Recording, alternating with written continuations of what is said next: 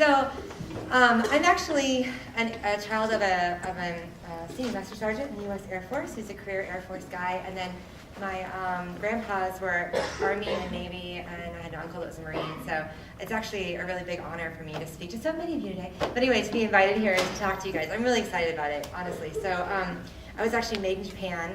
My dad picked up my mom in a bar in Alabama, and I carted her off to Japan where they made a baby, and that was me. And I always love it because my passport, I speak fluent German, my passport's US, and it says made in Japan, and so I always have people go like, at borders, how is that possible that you are made in Japan? Like, my parents had sex and waited. And they always seem amazed. And then I speak a foreign language. She's like, Americans don't do that. Like, some of us are smart. So, anyway, there's that.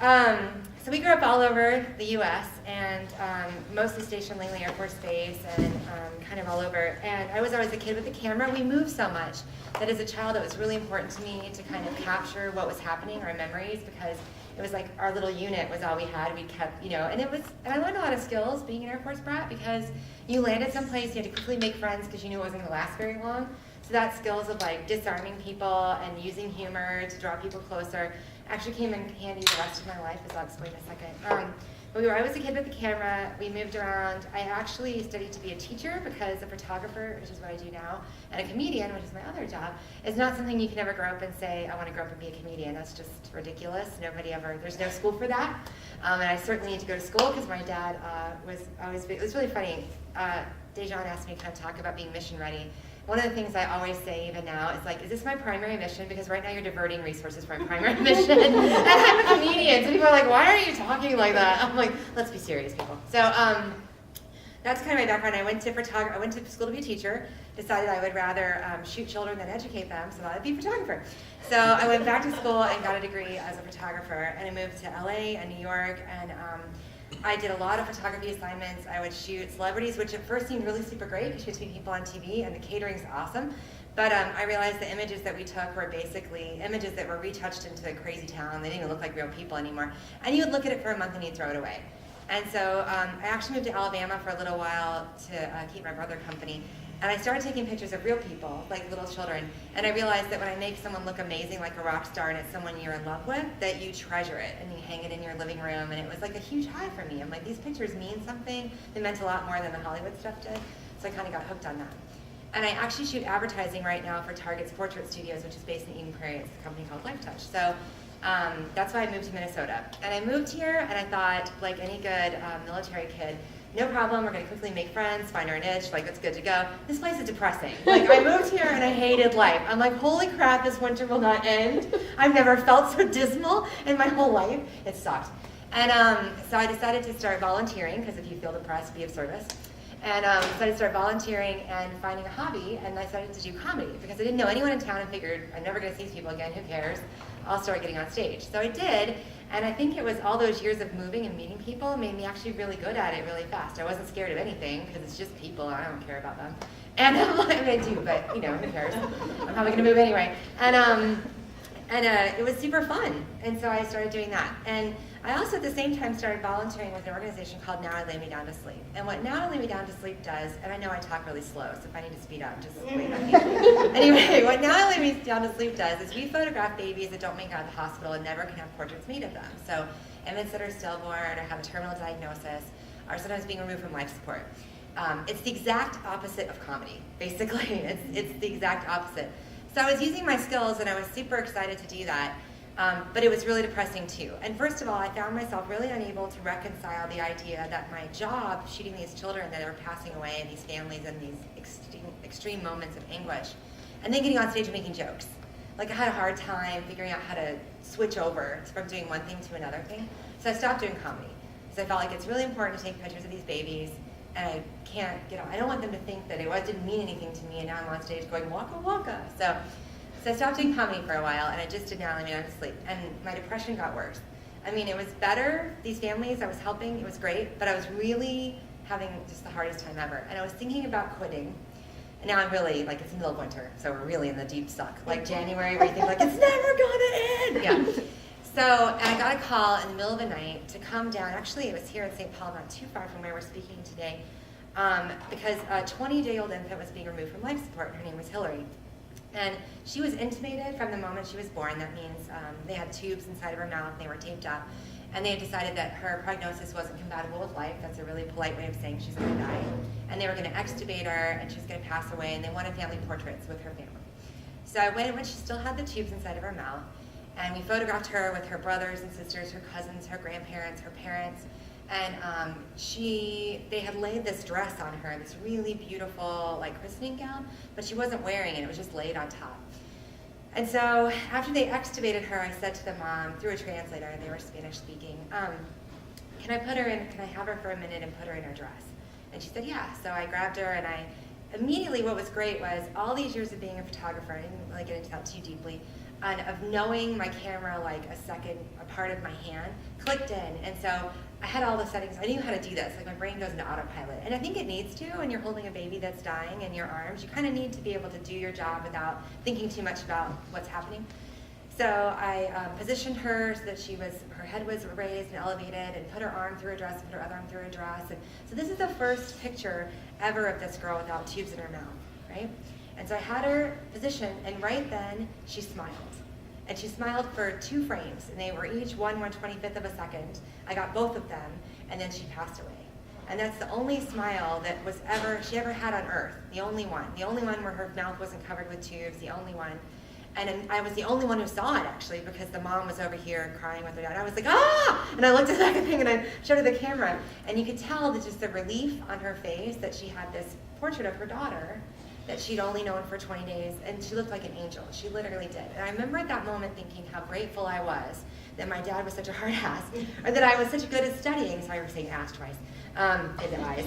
Anyway, that was so difficult. I paid attention at school, and I was a total nerd because it all come in handy. I felt like it all kind of came together at that moment where I could give that to those parents. And it also buoyed my spirit, where I was thinking like, all right, it sucks for you, but you provided this relief for this family, and you can probably still do this. Like you can, and you can keep going on. So I had a talk with the minister outside the room. We were talking. He didn't get it. A lot of people don't get, why would you take pictures of a baby that's dying? Like that's just, because back in the day, if a baby died, you just didn't want to see it, and we didn't talk about it, and we buried it. And I find with technology now, it's very different, because you have ultrasounds, you've already connected with this child. You go on Facebook right now, this morning, my girlfriend Brooke Puckett in Virginia is pregnant, and she's a picture, it doesn't even have arms yet, it's like a little, like a shrimp. And we already have pictures, and everyone's excited, and they already know it exists, and they're dreaming about it. Like it's gonna be here in October, that means it'll have a Halloween outfit, let's go ahead and get, you have already thought that way. And in the past, you met a baby at birth, and now you've already got dreams for it. So to only have a few minutes in your arms is just excruciating, especially when moms are on drugs and they're completely in the middle of grief and they have no memory. So this really kind of helps ground them with that.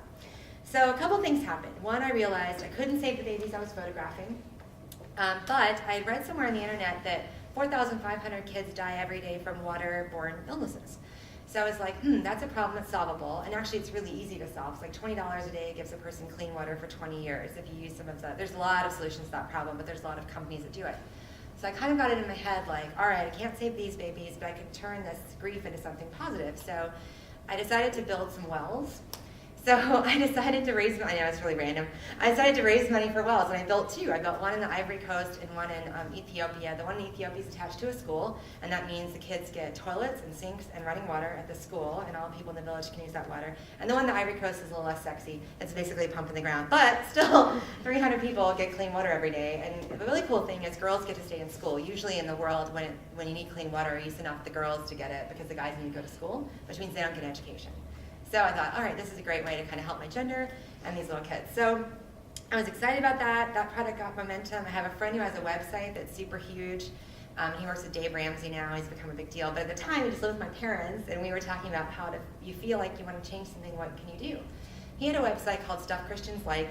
He decided to raise money for a kindergarten in Vietnam. It cost $10,000. My wells were only $2,000. It took me a while to raise the money. He raised $10,000 in less than 24 hours. He was like, well, let's do 2. So he built 2 kindergartens in Vietnam. So now we have a baby that only lived 20 days that inspired a girl to build 2 wells and a guy to build 2 schools in Vietnam. I'm like, this is awesome. And that's the way good ripples out in the world, right? And so I was thinking about how, this is totally discombobulated conversation, by the way, this is how a comedian brain works. Here's an apple pie. I was thinking about how when Hurricane Katrina happened, I was actually in Alabama at the time. And it was, if any of you, and one thing that was great was I got involved with the Red Cross. And it occurred to me one day as I was delivering ice to some people, that we couldn't solve the whole hurricane, right? But I could give ice to this one person. Like, I can make your tiny little wound feel a little bit better for 5 seconds. And that's kind of the way it is for your whole life, right? Like, some of your big problems in the world, you just can't fix them with one fell swoop, or they're just bigger projects than you're able to take on. But you have to believe that pushing your little rock a little bit up the hill, a little bit at a time, means everybody else who's pushing a little bit of the rock up the top of the hill, means at the beginning we'll have the castle at the end.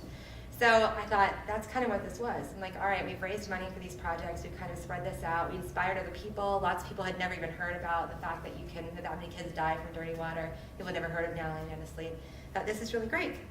And then I also realized that I was kind of cheating myself out of a big joy in my life, because I love doing comedy. And I was afraid that by not embracing the sadness I was feeling with these parents and just going with that, I was ignoring a huge part of my life. I was ignoring something that was fun to do. I was ignoring something that brought me joy. And the reality is that every day is somebody's best day and somebody's worst day, right? It's like, while we've been right here, somebody has said goodbye to someone they've been married to. Somebody had a new baby. Someone just got a new job. Someone got engaged. Someone just got broken up with, and maybe that's better for them. But like, all these things are happening all the time. So I realized I needed to go back to comedy and make the funny. And I did. And I also decided to take a break from doing the baby stuff, because it was really hard. And I also thought, I don't need to do all of them. Like, other people will step up and do their part, and I had done a lot of babies at that time. And the other thing that occurred to me was, I started to realize there was other ways I wasn't really living my whole life. For example, last January, I weighed 310 pounds. Wow. Yeah, you gotta love a girl that sees 300 and goes, not enough, bring on the cupcakes. Yeah, so I realized you tell yourself at 310 that you're doing everything that everybody else does, but what you've done is you've shrunk your life in all kinds of little tiny ways to get around the fact that you are massive. Right, like for example, if I had walked into this room and seen these chairs, I would have aimed for that chair without arms, because that would be less embarrassing than this chair, which would be painful within 10 minutes of sitting in, right?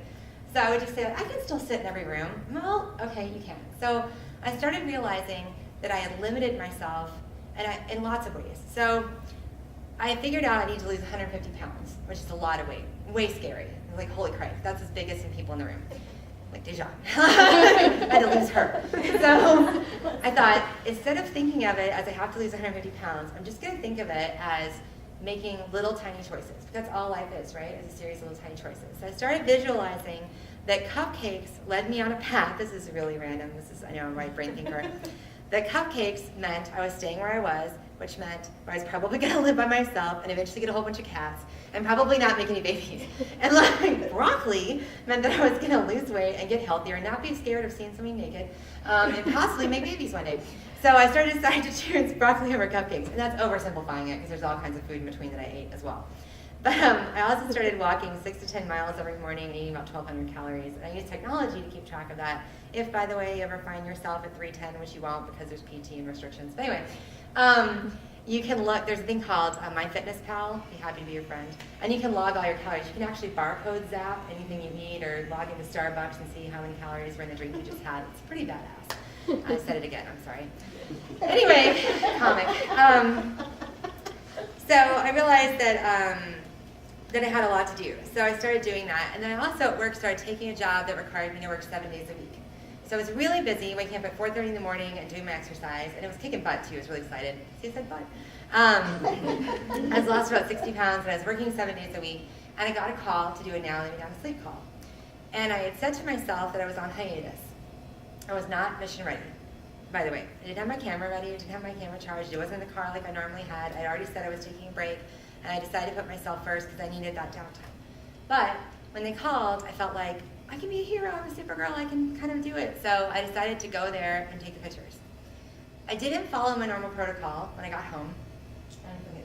I didn't follow my normal protocol when I got home. I loaded up, I usually do one for the funeral and I retouch it and send it to him right away. I did that one, and I didn't load the rest of the card, and I honestly cannot tell you what happened after that. But the reality is, I lost the entire sitting, except for the one picture that I sent to them.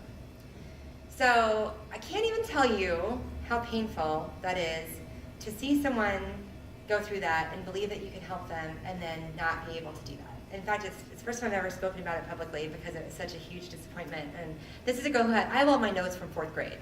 Like, I have everything. I never lose anything. And we did all these digital searches, and my friends helped me, and I have no idea. Every single card in my entire apartment, I downloaded and recovered and looked, and we can't find them. And They did get one beautiful portrait of their son, and they're okay, and that's what we got them. But it was a really powerful lesson to me, and I'm not quite sure exactly what it means still on my own, but I think it has something to do with not respecting boundaries you set for yourself, or not respecting limitations, or not believing or having faith that other people will step up and help you when you can't do something. So I really regret that. Like, I feel pretty horrific that they didn't get their pictures, but I also feel like it was a really important lesson for me to learn, because I think in some way I still thought I can do all of it all the time, instead of realizing that there are things that I need to be doing right now that require my full attention. It's the primary mission, and there's things that are diverting attention from that mission. So I just want to share that failure with you. So just so you know, I lost 146 pounds as of this morning. Yay! I'm pretty excited about that. And the scariest, ballsiest, ballsy thing, that's on the fringe. Anyway, thing was believing that I was worthy enough to take the energy and the time, the commitment to get to my life goal. It's always very easy, especially as a girl, to put other people's needs and wants and feelings about what you need to be doing ahead of what you believe you need to put your energy toward. And it's very difficult to say no. I'm also Southern, right? And I'm also used to just saying I think that's a military thing too. We joke about that. Like, I remember coming home in December, my dad goes, "You like in school?" I'm like, "Yep." He's like, "We're leaving." I'm like, "God!" Like, you just go, okay, and then you have to go do it, right? So I think I was very used to just changing gears really fast and not always saying, I need to do this right now for myself. So this year was a really brave step in saying, I want to choose more joy and more comedy, and choose to make myself healthy. Because the other thing that I thought of too, and I don't know if you have any, it's not very helpful when you're in shape to talk to your friends that are overweight with any sort of authority about, hey, guess what I learned today? They're probably going to hate you. But one thing that I heard, and it really resonated with me, was you don't see any elderly obese people. Have you thought about that? Like, you really don't see anyone elderly that's obese, because they're gone by then. And I remember thinking, I've done a gross miscalculation on this life path. Although cupcakes provide moments of joy, clearly this is a bad decision. So it became, when it became an invasive health issue, then I thought, all right, I need to take action on it. But until then, all the little things, I didn't even realize I had made that choice. I put everybody ahead of me. Does that make sense? Or I put what I wanted right now in front of what I wanted the most. That was another huge thing about goal setting, because the really hard thing about change is a lot of times we pick what's right in front of us, right? What we want right now, instead of what I want the most. And the cool thing, I've never been this size. I think I was this size maybe as a 7th grader. Like, really, because my age always matched my size. Like, when I was 16, so I was 16, 18, 18, like until I was 26. And then I was like, I gotta top out. The cool thing is now when I put stuff in I'm just telling you a couple little great things about being a thinner. When you put stuff in the under the seat thing in the airplane, you can get to it again, you guys. Did you know that? It was like no man's land previously. It was down, I was like, and the tray table comes all the way down, badass. And I'm not lopping on my neighbor. I don't walk down the aisle and people go, don't sit next to me, right? Super great. Flying is like a whole other Oprah. Weirdly, they fill you up more when you're fat. And they used to be, they would like literally like do this, and I'm like, oh, just shame and cupcakes, sir.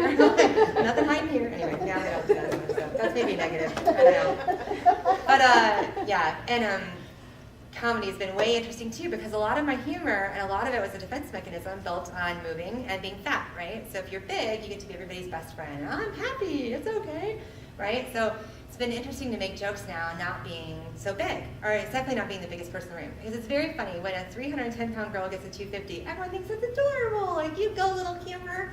But then when you reach about normal girl size, you're like, when's this gonna stop? Because everyone needs a fat friend. That's in your, like, friend with a truck, friend that can fix your computer, you know. So another thing that occurred to me this past year is also the realization, and some of it has to do with these babies dying, some of it has to do with seeing people in comedy shows forget what they're doing for a minute and laughing. That life definitely goes by whether you choose to take bold action or not, right? So whether you decide to do the thing in your heart that you feel like you're placed on earth to do, or to do something that you feel drawn to do, time's clicking. And the other part too is you never know how many days you get. And I've learned that very early, that you have a finite number of times. Like, there's a finite number of times that I will probably speak in front of you. Maybe it's one, maybe we'll see each other again someday. But each one, I should be aware that this may be the only one, right? So to always be ready. And that's that thing that I think my dad, the learning, the photography stuff, always kind of talked to me about. Like, you never know when this photograph is the most important photograph you're ever going to make, right? You don't know when this show is the most important show you're ever going to do because somebody's in the audience that can change everything for you, right? Or when someone in the audience really needs to hear what you had to say today, and that's the reason why those words came out of your mouth. So part of the thing for me is always being prepared and ready for that. And then the other one is having a clear idea in my head of goals, like what's most important to me, like what's the thing I'm going for, so that when I'm making choices that seem little, like I call souvenir eating. So you go to work and there's donuts that you weren't planning on, right? And like, well, they're here. It's like souvenir eating. I was here too. We should eat you, right? So like the unplanned donut. So yeah. Anyway, so I always have a goal now. Like, okay, that is the souvenir eating, and I don't need it. By the way, the rule of that is if it's homemade and still warm, it's game on, right? If it's store bought and cold, not worth the calories. Anyway, the other one too is being smart enough to advocate for yourself and remember you don't carry anything alone. So it's trusting that the spirit that moves through you, right, and the feelings of goodwill you have toward others are shared by other people in the room that are equally compassionate and committed to your goal, and that if you falter or you go to Norway and you bust your leg, that there's other people that are going to step up and take the place of you, and you don't have to feel like everything's always on you. Does that make sense? And then being brave enough also to ask for help. So if you feel like you're overwhelmed or something's out of gamut for you or not possible, having the guts to say it. That was another one too, but asking, that was a big one for me this year too, is asking for what you need. And then sticking to it. So saying, I need time off from this because I have to focus on myself. And then when someone calls, you should have said, me, I'm on hiatus, I can't right now. Instead of saying, I'm going to half butt it and not be prepared and not do what I'm capable of doing, which is a huge disappointment to everyone. So I was going to leave on a high note. I'm trying to think if there's anything else on my list. That is, so I appreciate, Dejan, that you asked me to speak today. I'm sure that for you guys, you're a little bit like, I'm not really sure what she talked about, but I wanted to just make sure you understood, talk a little bit about the journey this year. Like I said, it's still happening for me. I haven't quite hit goal. I'm close to it, but not done. And I think everybody's still a work in progress. I'm not really sure all it leads to, but I was really honored to speak to you guys today, and I hope that relates in some way to the missions that you're on as well. So,